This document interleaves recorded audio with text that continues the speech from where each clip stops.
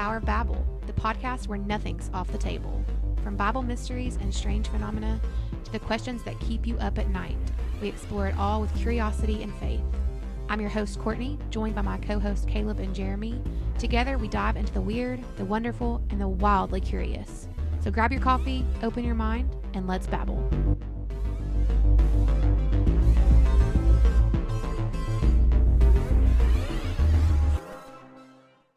What up, Babbleites, and welcome back to the Power of Babble. We're at you again with another episode. Who would have thought that we would have made it this long? I'm just loving it so much. Yeah, we're I surviving. love chatting with you guys. Same. You're just surviving? That's really sad. Okay, so we really enjoyed our last episode so much. Well, it may not be last to you, but the last one we filmed, where it was just kind of a Q&A. And it really kind of just turned into, I don't know, it was really great. So go listen to that if you haven't yet. That we just decided we're going to go ahead and just do a part 2 of it because I was a little nervous to ask them more questions, knowing how they like to babble. You know what I'm saying? So we still have several questions that we need answers for. So Sure. I'm not quite sure where to begin here, but let's just go ahead and dive in. Y'all ready? Let's do it. Sure. Okay. So first question is, why were Adam... this is just like going in hard already. Okay. So just buckle up. We're going back to Genesis. This is We're great. going all the way back to the beginning. So Adam and Eve are exiled from the garden. Why? Why did God force them out of the Garden of Eden? Why was that, I guess, the punishment for the fall? I have Yeah. lots of thoughts about this. I'm nervous. This It was too big a question. This could be an entire academic career. Oh, wow. Yeah. Okay. So do you guys want me to just start rambling here? Because You always do.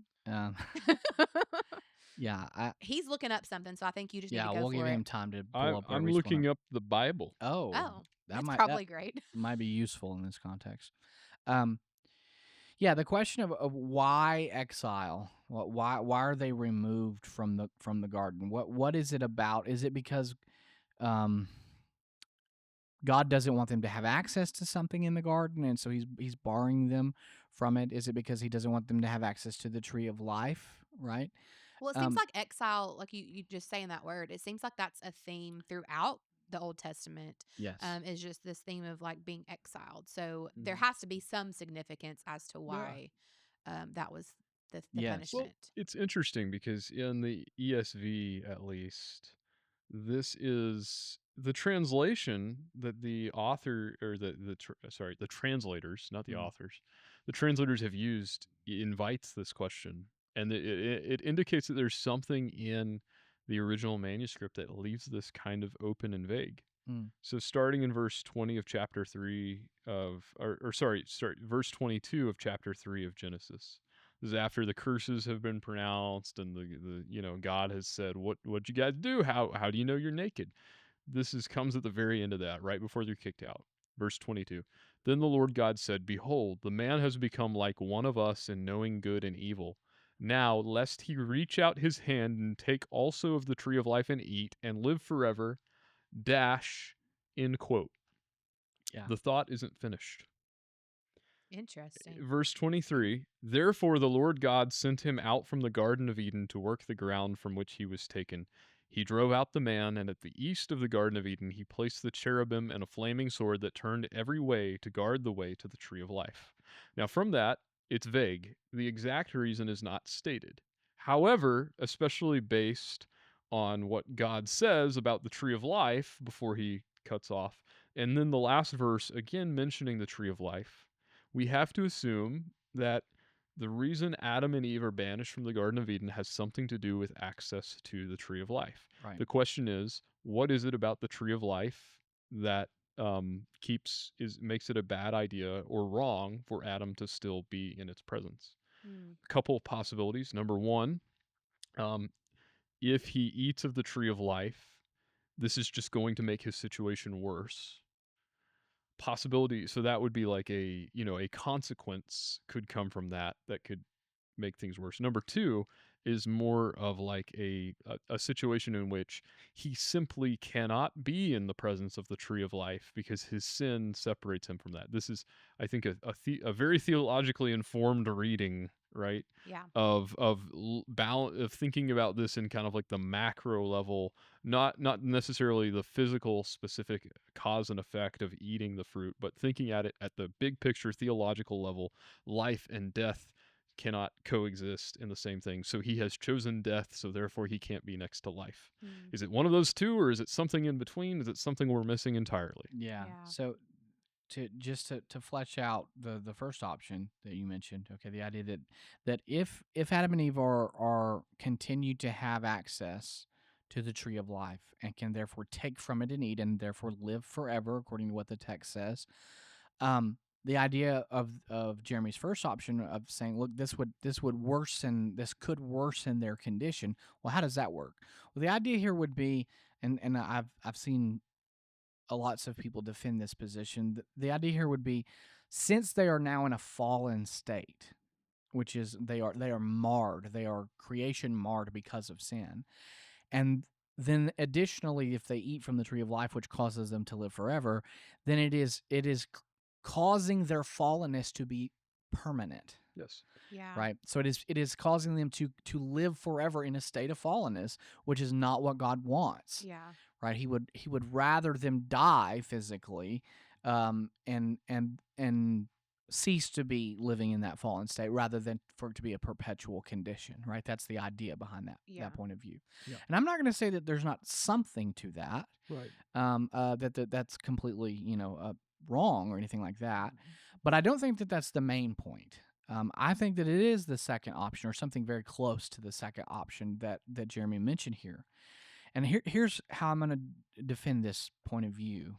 I think that we need to recognize that this very text that Jeremy has just read from Genesis chapter 3 tells us something very important theologically that I think is often either ignored or even sometimes completely contradicted by what people say about the condition of humanity, which is that the immortality of humanity is conditional. It is not something innate to humanity. Do you mean physical or spiritual? I mean death. I mean death. Period. Okay. Right. And so I think I would say both. Mm-hmm. Right, because yes, there's the spiritual element, but also the physical element, which is that eventually. So I think I would wrap both of those into it and say death. Period. Full stop. Humanity is not definitionally immortal. Mm-hmm. Humanity is contingently immortal. Mm-hmm. So then this raises a further question, and the further question is, what is that contingency? What is the thing that could make them immortal, or removed could make them the type of being that dies? Mm-hmm. And I would say, well, the answer to me is pretty obviously the presence of Yahweh. Okay, well, hold on. Because I agree with you, but the plain reading of the text isn't like the issue isn't about their presence, their ability to be present with God. It's about proximity to the tree of life. Right. So where does the presence of God come in? So you need to ask the question, well, what is the tree of life? What is the tree of life? Do we think that the tree of life is a magic tree? I know that may sound like a pejorative term I'm using there by calling it magic, but I mean it in the sense that, like, is it a physical tree that literally there's something in the tree that when I eat of the fruit, it makes me immortal, or it causes my life to be prolonged in some way? Do we think that that's what the author of Genesis is intending us to think of this tree? Or is it something else? I would argue that because of the way that the Pentateuch and really the whole Bible uses the imagery of trees and gardens, that what is being implied here is not, it's not asking the reader to think about a literal physical object. Not to say that there aren't actually trees in the garden, but rather to say, what does the tree represent? Trees represent life. Right? And what is the garden? There's lots of questions we need to ask about the text, right? Well, what is the tree of life? What is the garden? What does the garden represent? Not just the physical place of the garden, but also, like, what does it mean to be in the garden? Yeah.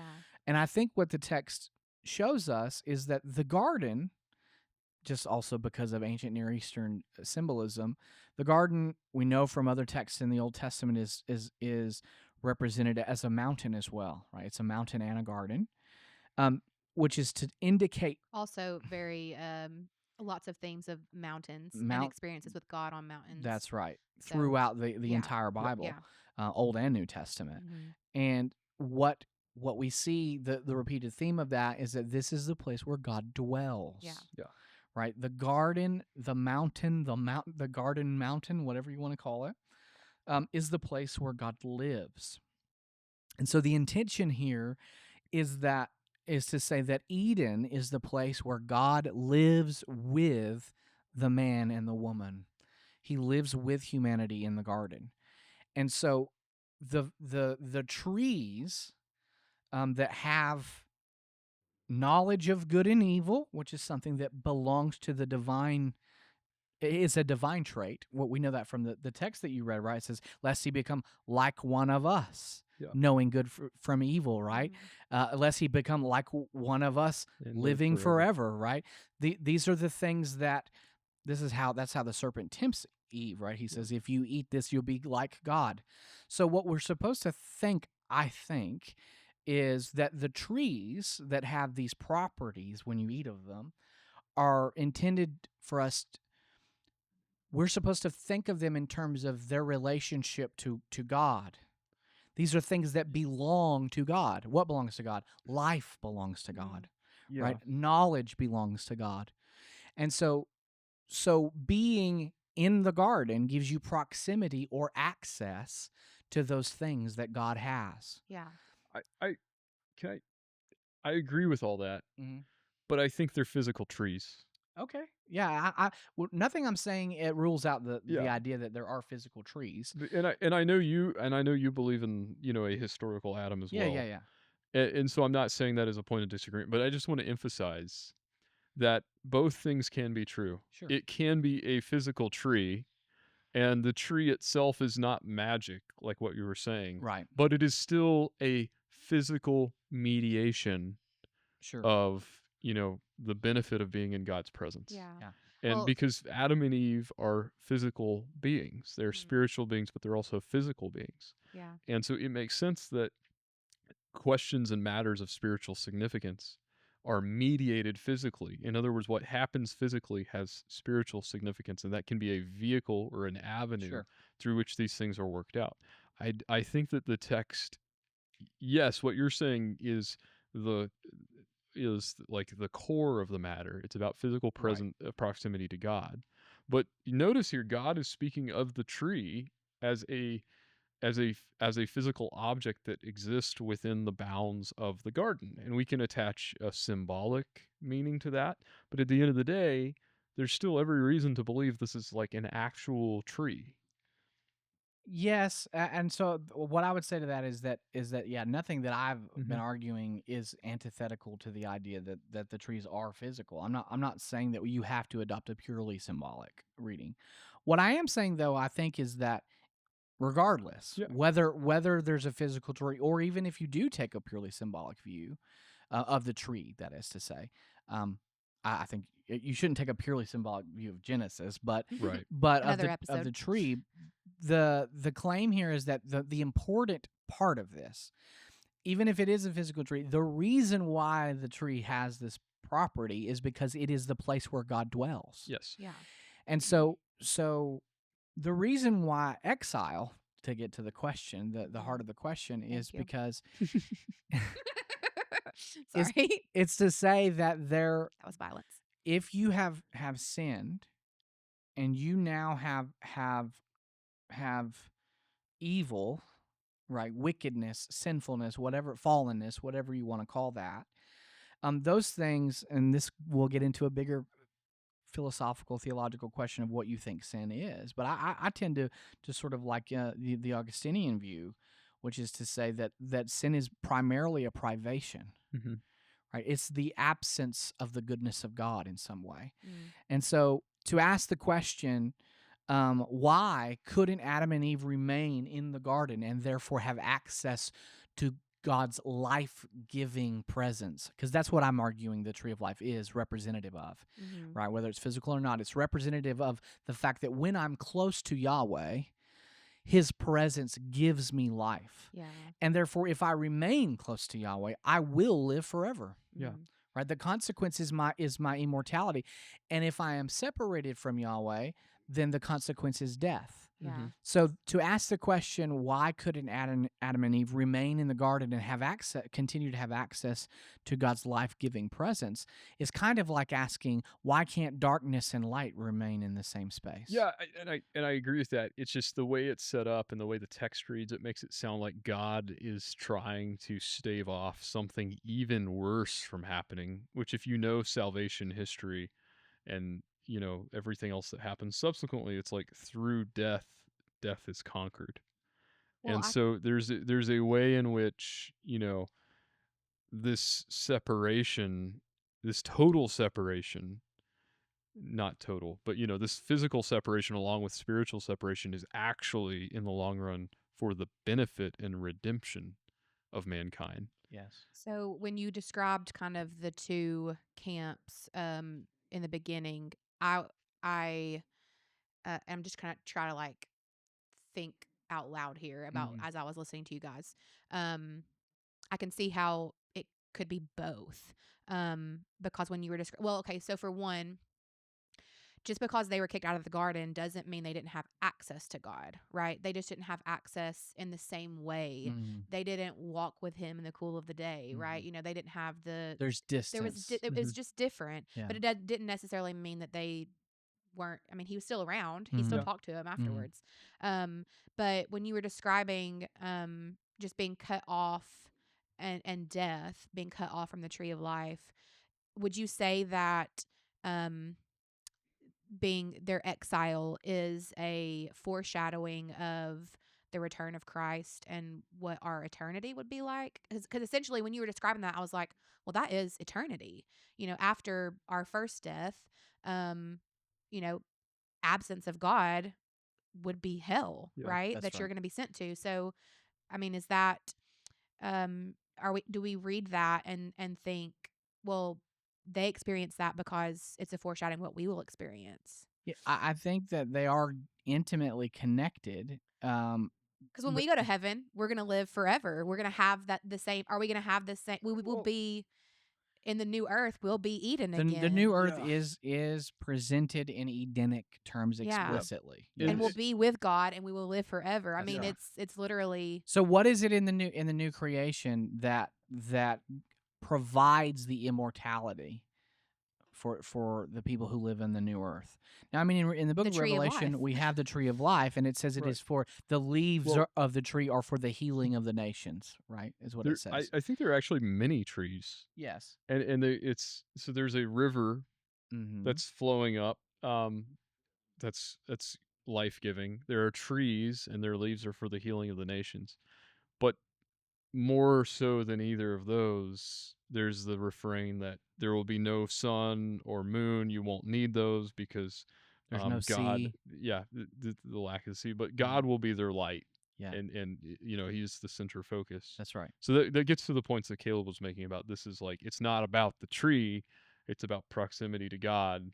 Even if, as in Revelation, there are physical things that are mediating that sort of life-giving Right, nature. but I want to suggest that even the physical things that are mentioned Yeah. carry such a heavy symbolic weight. The Yes. river that you mentioned, right, that Right. flows out, right, and there's so many Old Testament passages about the prophetic visions of river that flows out from the temple of God. Which, by the way, there is no temple in the new creation Yeah. because the new creation is the temple Yeah, of God, which yeah. is what Eden is, by the way, Uh-huh. the dwelling place of God. But the river, water, and things like this are so often depicted as a symbol or a representation of the Spirit of God, Mm-hmm. right? Water is a life-giving thing. I mean, I think about the words of Jesus, right? He says, Mhm. if you had asked me, I would give you a drink that if you take it, you will never thirst again, right? Mm. And so he will give you living water, right? The idea of life being attached to this. And then even back into Eden, one of the things that Jeremy read there in that passage is that God places, what does God place to keep Adam and Eve out of the garden? Cherubim and a flaming sword. Okay. Where else do we see Yeah. cherubim? Yeah, on the ark. On the Ark of the Covenant, which is the thing that carries the presence of Yahweh within the temple that is built upon the blueprint of the garden. Yes. Right. And so the emphasis in both cases, I think, the cherubim on the ark guard, their throne guardians, right? They guard the presence of Yahweh that by the way, no one has access to because it's in the Holy of Holies, and only the priest gets to go in one day a year, right? It is separation from this presence. Why? Because in our fallen state, and this would happen to the priest, by the way, if he's impure. In our fallen state, if we go into the presence of God, instead of it giving us life that it normally would have, it actually brings death. Well, I think that's what Jeremy was alluding to with there would be an ultimate consequence. It's ultimately for our benefit. It's for our benefit that we are separated. I'm also, so while you were talking too, let me see if I can gather my thoughts to ask this question. Is there a, am I reading too much into this, or is there symbolism around the tree of life and Jesus? Yes. I mean, and you think about like our access literally to God now is through his suffering and resurrection, which is life, back to life. Also just thinking about like the river and like when he was crucified, water flowed out. Right. Blood and water. I don't know, that just kind of hit me. I believe it's in Hebrews. I know it's in the New Testament somewhere where the author makes explicit mention to the cross as a tree. It's cursed is any man who hangs on a tree. Which is an Old Testament reference. Yeah. So the New Testament explicitly refers to these Old Testament texts that say, cursed is he who hangs upon the tree. And the idea that they reach for the tree of the knowledge of good and evil, and they take from the tree. Oh, yeah. And this is the thing that brings them death. And Jesus is placed upon the tree. And he takes the curse upon himself. And like you said, I think that the idea of the blood and the water that comes out of him is I think connected to the symbolism that I mentioned earlier about the river that flows from the temple, right? Because Jesus says of his own body, right? When he walks by the temple and the disciples say, this is before the Olivet Discourse, they say, look, Jesus, isn't the temple great? And he goes, truly I say to you that in 3 days I'll tear down this temple and raise it up again. Yeah. And the gospel authors here give a parenthetical comment and say, this he said concerning his own body, right? Just to make it crystal clear that Jesus is calling himself the temple. What is he saying? He's saying, I am where the presence of Yahweh dwells. Yeah. And so the place where, so there's a sense in which you can say he's the temple, and if he's the temple, he is Eden, right? In the sense that he is that, he's also the ark, right? He is that which carries the presence of Yahweh. Yeah. And the difference here is that instead of in the old covenant, because of our fallen nature, our inability to have access to that presence because of the consequence that it brings. So when Uzzah reaches and touches the ark, and even in a good intention, it causes him to die. Right. Now, when the woman with the issue of blood reaches and touches the hem of Jesus' garment, she's healed of her infirmity and cleansed of her disease, right? And of her ritual impurity. And so the idea here is that Jesus is recommunicating the presence of Yahweh, and he's not just recommunicating it the way that it would have impacted us in the old covenant. He is recommunicating it in the new covenant so that now when we experience that presence, we receive life. And so when you the Bible is so cool. It's so cool. I mean, I've never even thought about Uzzah and the woman with the issue of blood in the same light before. Like there's so many ways in which Jesus fulfilled.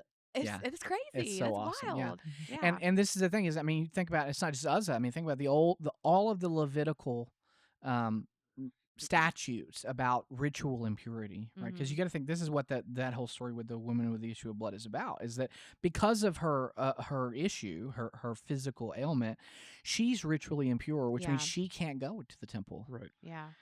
And also anyone that she comes in contact with, she makes them ritually Unclean, yeah. impure. And so, according to the Old Covenant law, when she touches the rabbi's garment, I mean, this is a brave thing that she does Yeah. Yeah. because she, according to the law, would have made him unclean. Right. Yeah. And what an offense that would be to make a teacher unclean and unable to access Yeah. sacred space. But instead, the reverse happens. And this is, I've talked about this on other podcasts. I know we've talked about it, about the, Isaiah's vision and the coal Mhm. Yeah. that Yeah. should kill, but actually makes Yeah. holy. Yeah. Man, and how much, like, I mean, and I know he literally says your faith, but like, how much faith did she have to like, she had no doubt that touching him Yeah, was going to heal her. she believed it was worth the risk of what Yeah. could happen to her for her Yeah. to reach out and Yeah. touch him. Yeah. I'm loving this episode so far. Yeah. This is awesome. Are we ready to move on? Y'all have anything else to say about that one? I mean, there's thousands I of know, things yeah. we could It's a say, big but topic. yeah, we should we could go a lot of different ways, but probably move. that was a good question. Great question, viewer. You know who you are. We loved it. Okay. Man, I don't know. Should we just go hard on something else? Whatever tickles your fancy. Why not? Is it ever morally okay to kill someone? I'm sorry. Speaking of death, Courtney thinks murder is funny, yeah. or Well, killing is I'm funny. sorry. It's like these are like hot. well, we were hard talking about topics. death. It's a good segue. Yeah. Yeah. No, Yeah, I didn't segue very well though. Yes. Next question. No, I mean, I'm being flippant just because it's such a serious subject, but Yeah. I would say yes. In the Bible, in the New Testament, especially, even in the New Testament, I should say, um, that Paul talks about the government being instituted for, the general good. And it seems to me that one of the ways and one of the powers that the government is given is to punish wrongdoers. And, this is being written at a time when the Romans were notorious for killing all kinds of people for all kinds of reasons. And it seems to me that capital punishment is one of the things that, in certain circumstances, can be justified. And that's within the civil context. You also have That's a whole other question. I could Yeah, I ask. was gonna say we could do a whole episode Yeah, on capital punishment. and Yeah. this is but also you have the idea of, like, if someone is coming at you with a machete and you have a firearm, can you shoot them? If someone is Yeah, coming self-defense. if someone's coming at your child with a machete and you have a firearm, can you shoot them? I would say yes. I mean, obviously this is not something that that God would ever wishes for, I don't think. Right. But it's a It's not a consequence thing to be of, celebrated. yeah, it's not a thing to be celebrated. It's a consequence of living in a fallen world. But and this is one of those things that Christian ethicists and philosophers have debated and thought about throughout the years. Mm. Because on the one hand, we have a very strong commitment to life, right? Like, Jesus came so that we could have life and life abundantly. Obviously that's spiritual, but it's also physical. And Jesus is going around healing people, and Jesus himself, doesn't kill people. Right. Right? But on the other hand, we live in this world, and for thousands of years there have been many Christians who have said, well, yes, it is permissible in certain circumstances to kill people. And then you also have Jesus's very cryptic statement in the Garden of Gethsemane about swords, Yeah. and Those who live by the sword Yeah. will die by the sword. but also, like, statements like the kingdom has suffered violence and the violent take it by force, and statements about, like, someone saying, here, look, Rabbi, here's 2 swords, right before he's taken into custody, and he says it's enough. Which, does that mean that, okay, have some weapons, or does he mean, like, okay, time to move on? Don't worry about it. We don't need it. Don't worry about it. So you have all these things, right? These different competing things. But I think that ultimately, I'm fairly convinced that under the right circumstances, that it could be permissible. Well, Yeah. you have, I mean, all in the Old Testament, there's killing on every page. I mean, Yeah. the Yeah. Israelites are taking out all kinds of people. Yeah. How do you grapple with the 10 Commandments and it saying thou Well, shalt not kill? this is the Murder? question: is What's the that difference? depending on what your translation says, because there are some translations that I want to say the King James renders it this way, but I don't know for sure. I'd have to look at it. Um, there are some translations that render it "Thou shalt not kill." This is often the common parlance that people use when they quote the Old Testament commandments, but that's not what the commandment says. It just doesn't in the Hebrew. What it says is, "You shall not murder." Yeah. And Right. so how do we differentiate What kill and murder? what we are called to differentiate here is that this is a very specific kind of killing. It is not killing, full stop, that is being prohibited in the commandment. Murder is the wrongful moral taking of a life. Yes. Okay, that's what murder is. It is to take a life wrongfully, Yes. right, without justification. Yep. And so the claim here is that there may be, I mean, it's left open, right? There may be circumstances in which there is justification to take a human life. And Jeremy's already mentioned some of them: military service, right? Self-defense, Right. possibly capital punishment, right? Right. There's lots of instances where at least the question is on the table. Now, I'm not saying that I'm advocating that all of these are slam dunk cases, because of the things that Jeremy mentioned, like particularly in the New Testament. I think it is clear in the Old Testament that those things that are not just permitted but even prescribed by God in the Old Testament, right? Well, I mean, look at the cities of refuge in the Old Testament. Yeah. What is a city of refuge? They're mentioned several times in the Old Testament. It's a place where you can run to if you accidentally kill someone and didn't mean to, and as long as you're in that city of refuge, you're going to be protected from the avenger of blood. Who's the avenger of blood? It's a close relative of that person who is chasing after you and who would be justified in killing you for taking the life of their relative, their kinsman, whoever. So, and this is just seen as, if you kill somebody, one of his relatives is going to, demand justice, and you're going to be liable to be killed. If you didn't mean to, you can run over there. The people who are there in that town will say, yeah, this checks out. He didn't mean to. You stay here. As long as you stay here, you're not going to be killed for means of justice. But if and the Bible's clear on this, if the person actually did mean to kill the guy they killed, and it was intentional, city of refuge doesn't apply. The avenger of blood can still come and hunt you down. Right. And so the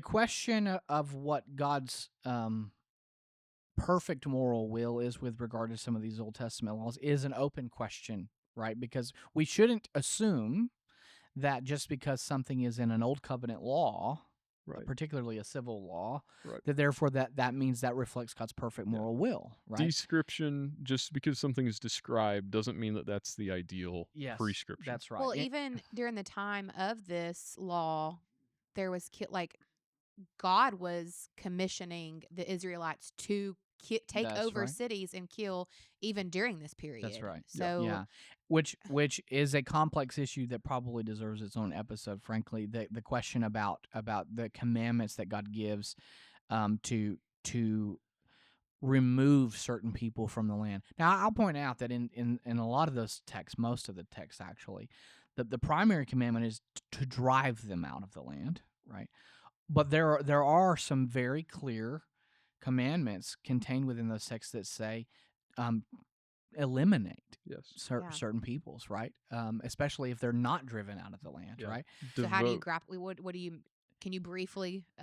You so said it could be a whole episode. We could spend a whole episode on this because it's very complex, and there are people who will want to say, "Look, this is morally unjust," right? The term that's often thrown around is genocide, which I don't think is appropriate for what the text actually describes, but devote to destruction, I think is what you were about to say, right? Yeah. I mean, this is the thing that the text says, and the question becomes, there are more than one question. That's why I say it's complex, but was God justified in that context for commanding those actions?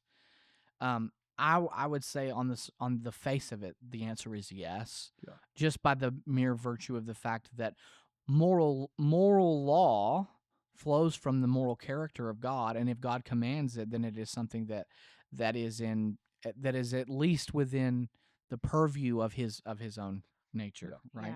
Yeah.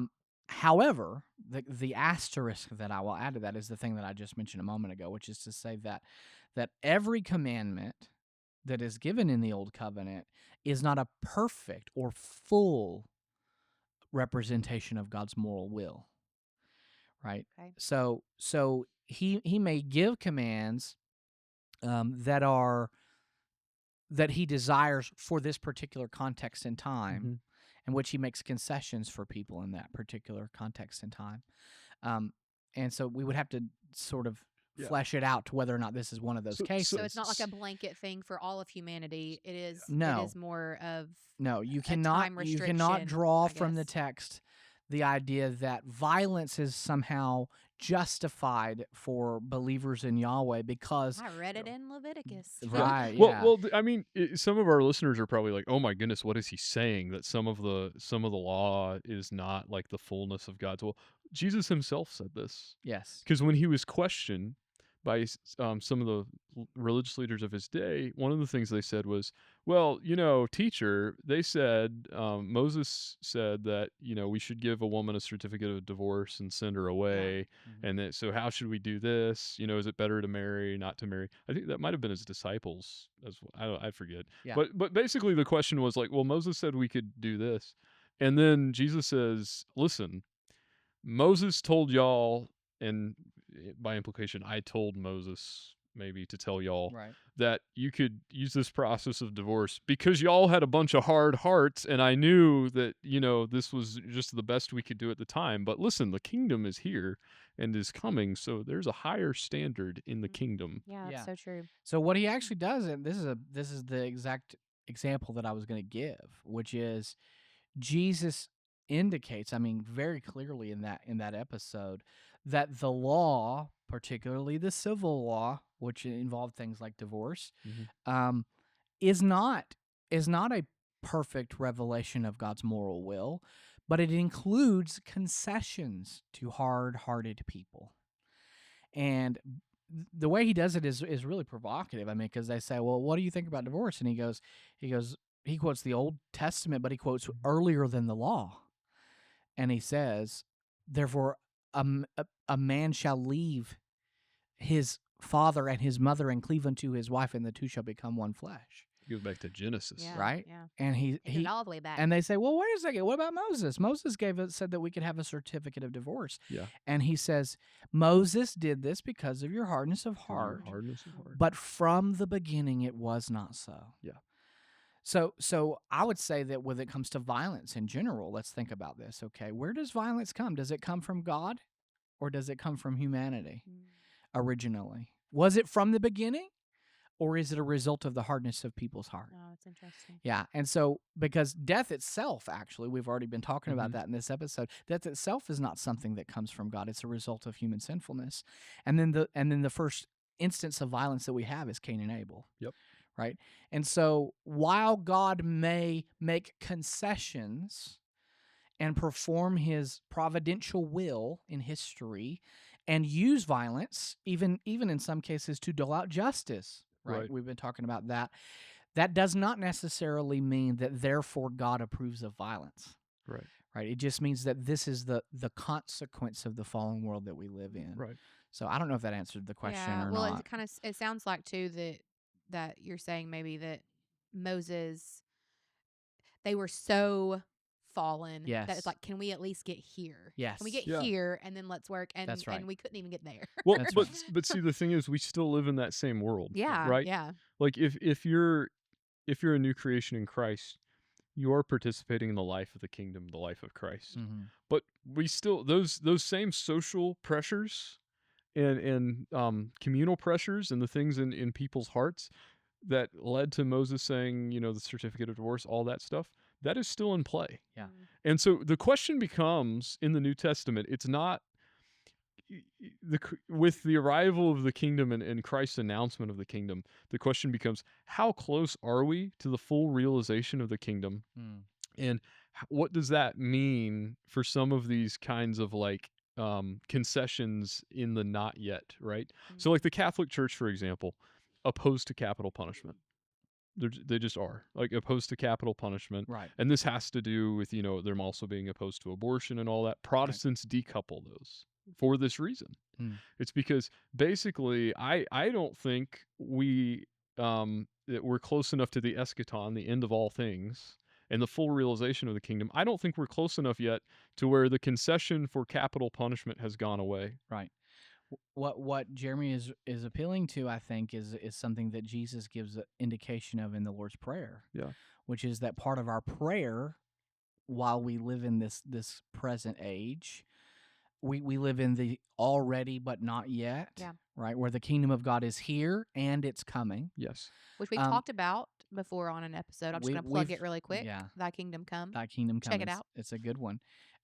We've referred to it in lots of episodes because this is a huge biblical theme. Mm-hmm. But this is why we are to pray, "Thy kingdom come, Thy will be done on earth as it is in heaven," because we recognize that while the kingdom of God has arrived in the person of Christ, its full consummation is not yet. Mm. And so we have to live within these tensions. And I'll just, my final word on it will be this. And I keep doing this, but this would be a great episode to do on the letter to Philemon in the New Testament, which I think perfectly illustrates some of this tension of these social pressures and also the moral will of God.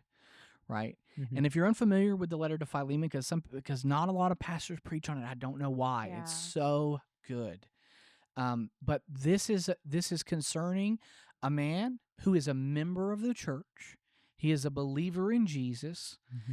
And yet, because of the historical context that he lives in and the culture that he lives in, and we don't know if this occurred prior to his conversion or not, but regardless, he's a Christian now, and his name is Philemon, and he owns another person as a slave, which is Onesimus.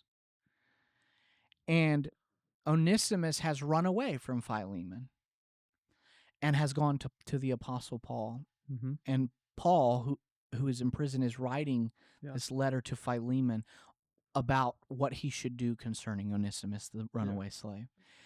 And I would encourage you to read it. It's very short. It's very short, but read it carefully and pay close attention to the way that Paul handles this matter. And rather than just simply say the thing that he says in other letters, which is, in Christ there is neither slave nor free, right? Yeah. Which he could have. That could have been the whole letter, right?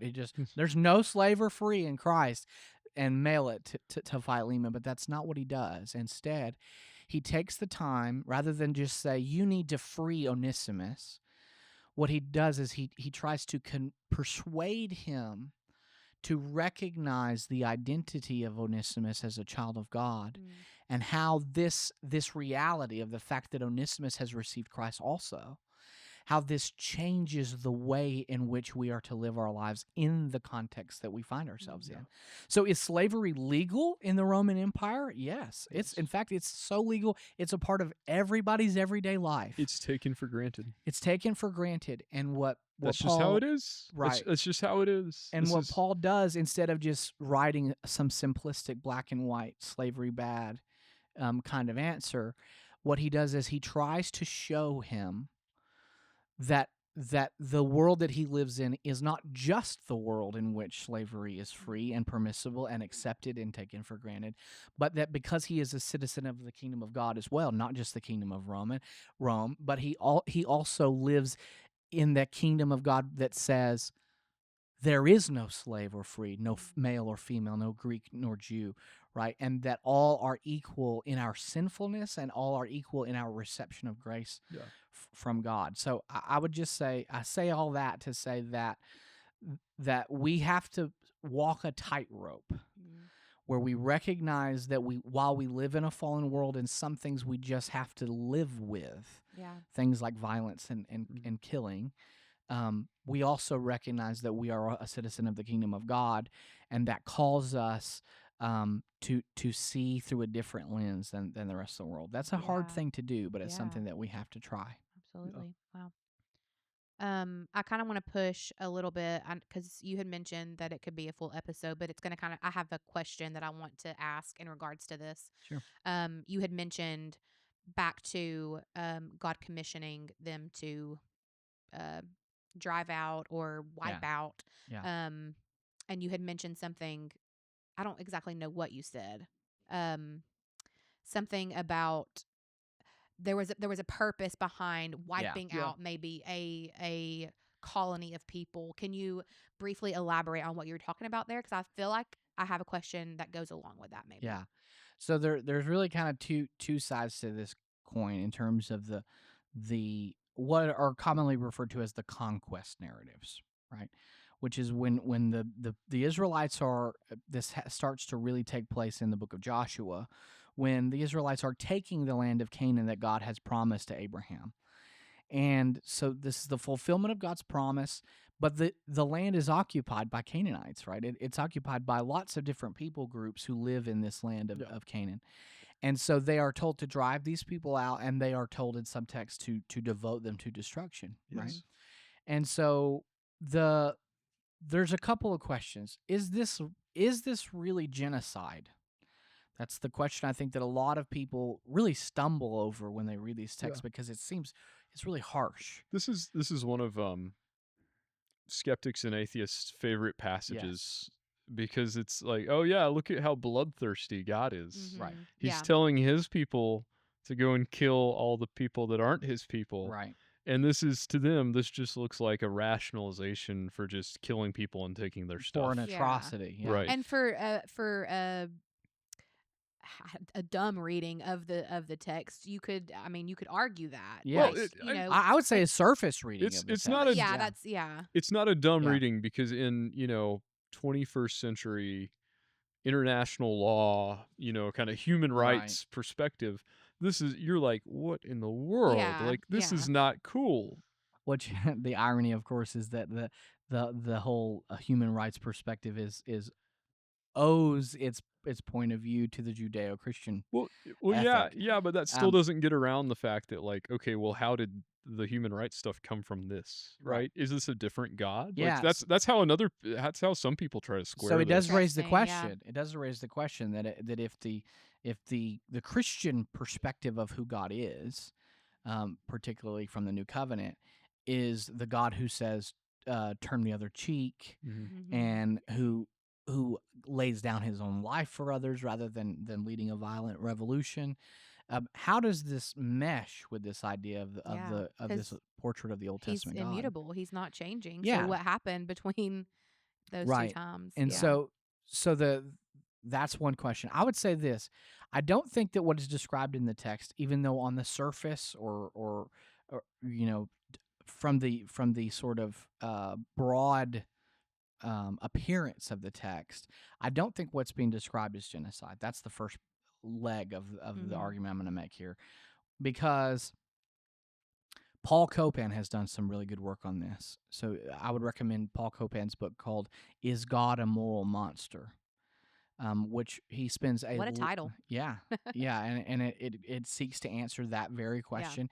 And he deals not just with the conquest passages, but lots of other Old Testament passages, and says, oh, how do we square this circle? And I think he's done some really good scholarship in that book and other related books that he's written, where he shows that these conquest narratives are actually of a very specific genre of literature from the ancient Near East. And it's a very specific genre of literature that is filled with hyperbole. Yeah. And so basically like overstating the case. Yes, right? Intentionally and transparently to the original reader. These are hyperbolic things, and they do it for a narrative purpose, but he gives lots of examples of other cultures from the same time period and place who've written similar narratives about war and conquest. And when he does, what he shows is that they will use globalizing and totalizing language like everyone who within whom was breath was killed, all who were living were slain, right? That kind of thing. And then he shows that in the text of Scripture itself, we have that kind of language, and then 2 chapters later, the same people that were supposedly completely and utterly destroyed are still occupying the land. Yeah.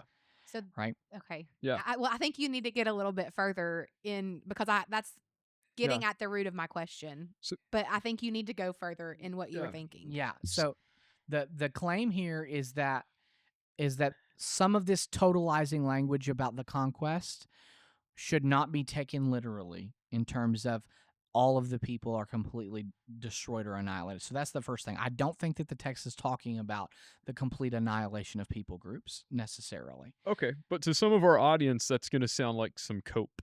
Yeah. Because at the end of the day, God did say, "Hey, go over there and fight them, kill them." Yeah. So what do you do with that? Because So that's really the root of the issue, it right? is. Like, yeah, killing all of them makes it worse, but if they kill some of them, it's still Yeah. bad. Yeah. Yeah. So who is it? This is what raises the question. Who is Yeah. it that God is interested in Right. wiping out? Right. And so the first leg of the argument that I was making there with the Paul Copan's work is that the answer to that question is not everybody, right? It's not a genocide. He's not trying to wipe out all of the people in the land of Canaan. But there are some specific peoples that he is interested in removing from the land. And those people, I think, are people groups that have connection to descendants of the Nephilim in Genesis chapter 6. Okay. Right. Now you remember this from the spy narrative in I think it's in the book of Numbers, when Moses sends in 12 spies, and 2 of the spies come back with a good report, Joshua and Caleb, and they say Caleb, of course, he had a great report. The report that they come back with is we can do this, but the other spies, the other 10 spies, say we can't do this and we can't go into the land. And the reason why they can't is because there are Nephilim in the land. Yeah. There are giants in the land. Yeah. There are a number of people groups within the land of Canaan that are named, and they're named repeatedly throughout the narrative, that are the Anakim, Yes. the Amorites, right? The Zamzumim, The Rephaim. Right? These are all different people groups, but all of whom within the Jewish context would have been associated as descendants of the Nephilim from Genesis chapter 6, the giants. Nephilim just means giant, right? Was Goliath one of those descendants? All of the people I would say who are described in giant terms are to be conceptually associated with that. Yes, You're meant to kind of think that yeah. way. So that doesn't mean that necessarily that every Philistine would have been that, but that some of them were, right? Yeah. And so the idea here is that this is a vestige of the sin of the Watchers. Now, we've talked about the sin of the Watchers and the sons of God and all that in other episodes. And if you're really interested in that, go read Michael Heiser's books. Things like The Unseen I feel like Realm. that's a pretty hot topic in Christian culture right now. It is, the and Nephilim. I think it is for good reason. One, it's a hot topic because it's weird and people are interested in the weird thing. why But we're also, the point that I'm trying to make here is that it's actually hugely important theologically because it connects to so many other things. And so the conquest narratives that we read about in the Old Testament are not disconnected. They haven't forgotten about what happened in Genesis chapter 6 with the sin of the Watchers. Yeah. This is something that's still plaguing God's creation, is the point of view here. Yes. And so God is using the Israelites as his means of justice. So this goes back to the question of God can endow certain groups of people, governments, and things like that. Israel is a theocracy, right? Yeah. This is a nation that has God as their head, and he is giving them the tools of justice in their hands. Yeah. And the tools of justice is to right a wrong, which is to remove something that God never intended to be in his creation to begin with. I hope that makes sense. Yeah, the Babylonians are also described in this way. Darius, the Mede, is described in this way. So there are also pagans, kings, and peoples that God raises up to dispense his justice. Yeah. That's right. I mean, read the prophets. It's all through there, right? It's like, and that doesn't mean that like God is saying that all of those are good people. But there is, he does visit justice on the peoples of the earth before, the final judgment, Revelation. And in fact, one of the things that is said in the Old Testament before Israel, comes to the promised land that God has said, has promised to Abraham to give to them. He says, the people who live here, the fullness of their sin and iniquity hasn't yet, reached its point. Yeah, the iniquity of the yeah, Amorites. The iniquity of the Amorites. Yeah. And basically, like, listen, they haven't done quite enough yet to justify the judgment that I'm going to pour out on them. So we got to wait a little bit. Yeah. Yeah, so you bring up an excellent point, I think, which is this idea about the Babylonians is a really important point, because lest we think that these narratives in the conquest narratives are just an example of ethnic warfare of one people group against another, right? The Israelites imposing their will on another people group. God does the very same thing through his providence of using a pagan culture and a pagan people like the Babylonians, and uses them to dispense justice on the Israelites, Yes. right? By taking them into exile, right? They destroy Jerusalem. They take the Jews into exile. And this is said by the prophets explicitly over and over. This is God doing this, right? Yeah. And so it's not as though God is just saying, look, I like this ethnicity and I don't like this ethnicity. And there's the extra layer that I'm appealing to here, which is to say it's not just the people group.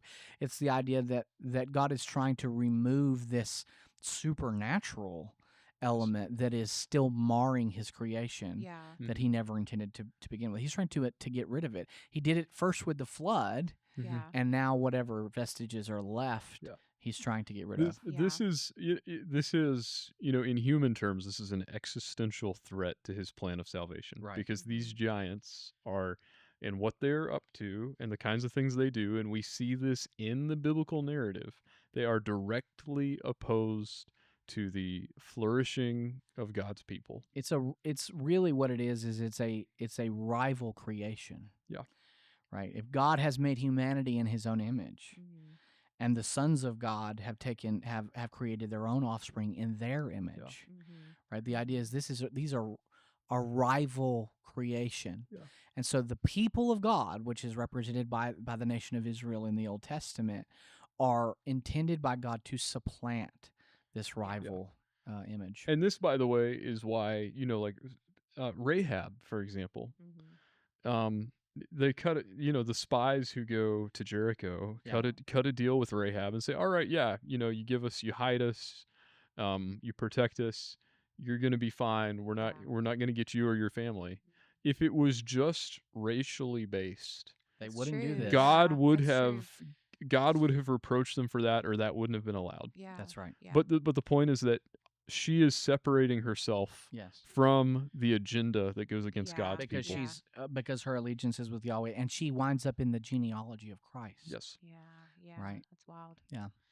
This might open up a can of worms. This is kind of the question that I had. I'm nervous to ask it, I guess. But so, and the question could be yes or both. But so the Nephilim are here. We have the flood. We know that Noah and his family are the only ones on the ark. But yet this people group are still roaming the earth years later. Their descendants are here. Even to the time of David, right? Right. So I guess my question is, how did that happen? Was it like physically they were left behind from the flood? Because you had mentioned, when they say like blanket terms like all people perished, is that similar language that was used in the flood narrative? And then also, what was my other? So were they still around, or was it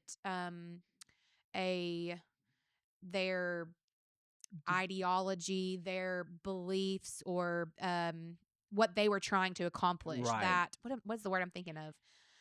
Their agenda. Right. Is still around. Still represented in some way. It could be both. I just don't know how you.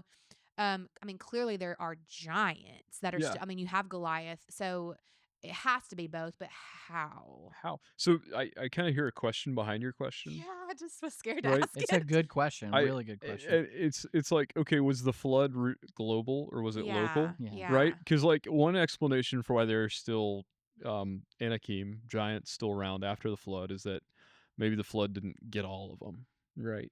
Yeah. Maybe it helped, but it didn't get all of them. Or the other option is after the flood, maybe it did wipe them all out, and there was just another Genesis 6 kind of thing that happened, and this started over. I mean, the flood thing is a separate issue. Yeah. I think that we don't know enough from the scriptural record to be able to say that there was like another Genesis 6 thing. But we also can't, in my opinion, we can't really rule it out.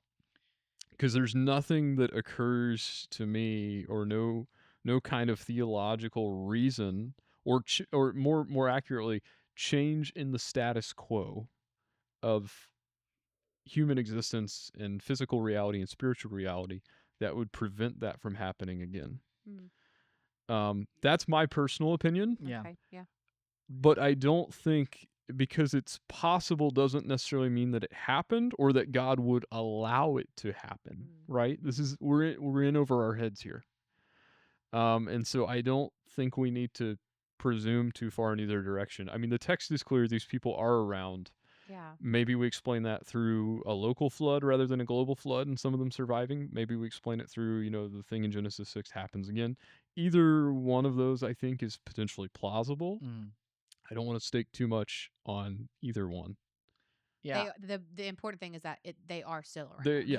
They're still. Well, I think I would want to say something similar to what Jeremy has said, although maybe with a few caveats. I mean, well, he is correct. You're correct, Jeremy, in saying that historically there've really been two traditions of answering the question. Well, let me give a disclaimer by saying this is firmly in the realm of speculation, right? The text of Scripture is not interested in answering the question, because it doesn't. It just we are just presented with the fact that these people they're still around. We're not given an explanation, and it's also presented in such a way that, as if to say, like, that the reader shouldn't be surprised. Which is a little odd to me, because, like you said, when you read it and you're like, wait, if at least part of the impetus for the flood is to wipe out this, although I will say the text does not explicitly say that the flood is just to remove the Nephilim. There is an implication. It just happens right after that happens. The implication is that there's a connection between them because, like you say, it happens right before. But there are two trajectories you can take. You can take the trajectory of the fact that the claim that the flood is local, not actually global, and therefore regardless of how small, there's a number of these hybrid beings who survive, which would explain the later population. Or the other alternative is to take is like you said, to say, well, actually, what's to prevent this process from recurring after the flood, right? Because sin recurs after the flood, so why not to say, and to plug our head coverings episode, we talk about, is this something that Paul is worried about in the New Testament, right? You can go listen to that episode. There Crazy are people, episode. There are people living today who claim to have seen Nephilim. Yeah, those people are crazy. But it was aliens. I'm putting it out there. Also an awesome episode. I'm putting it out there. Yeah, I think they're nuts. But let me just say this. I think that you are correct that, biblically speaking, you can make an argument for either perspective on the reason why there are post-flood Nephilim. I will say this, though, and I let me be clear about that. When I say you can make a biblical argument, I think that if you take either of those trajectories, you can make a really faithful biblical argument, and I don't think that you're out of bounds in making either one of those arguments. And there's something to be said for the idea of the global flood textually, right? I'm not talking about in retreat to science or something like that, right, which some people do, right?